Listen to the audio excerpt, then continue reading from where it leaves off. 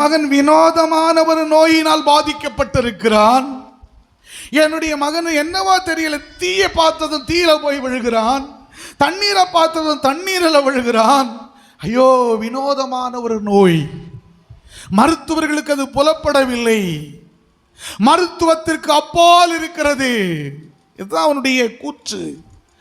ஐயா, இந்த அற்புதமான காலை வேளையில நீ சில வியாதிகளினால வேதனையோடு கூட வந்திருக்கலாம்.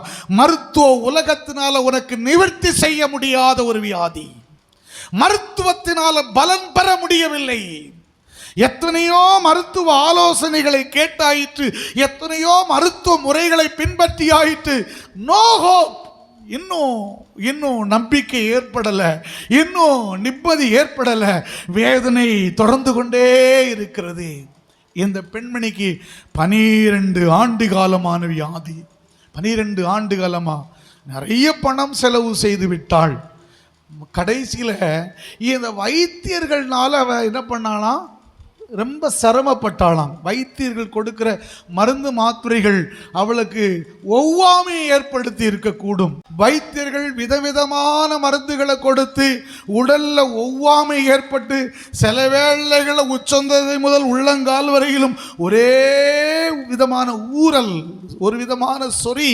ஐயோ, அந்த ஸ்கின், அந்த தோல் பகுதியில் அலர்ஜி, இன்னுமாய் என் முடி உதிர்ந்து போகுதல், இன்னும் பாதங்களை காலில் பாதத்தை தரையில் வைக்க முடியாத நிலைமை, இன்னும் ஒரு பொருளை கையில் எடுக்க முடியாத நிலைமை, சரீரத்தில் தண்ணீர் பட முடியாத நிலைமை, வாயில உணவு வைக்க முடியாத நிலைமை, வாயெல்லாம் புண்கள், குடலெல்லாம் புண்கள்.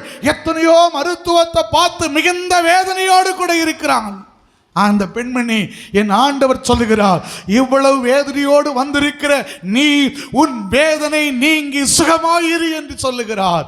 என் தேவனாகிய கர்த்தர் ஜீவனுள்ள தேவன். ஆமீன், ஹல்லேலூயா. உன் சமாதானத்தோட போறது மாத்திரம் இல்லை, உன் வேதனைக்கு முற்றுப்புள்ளி. இந்த காலை வேளையில் ஆண்டவருடைய சன்னிதானத்தில் வந்திருக்கிற கர்த்தருடைய பிள்ளையே, துன்மார்க்கனுக்கு சமாதானம் இல்லை.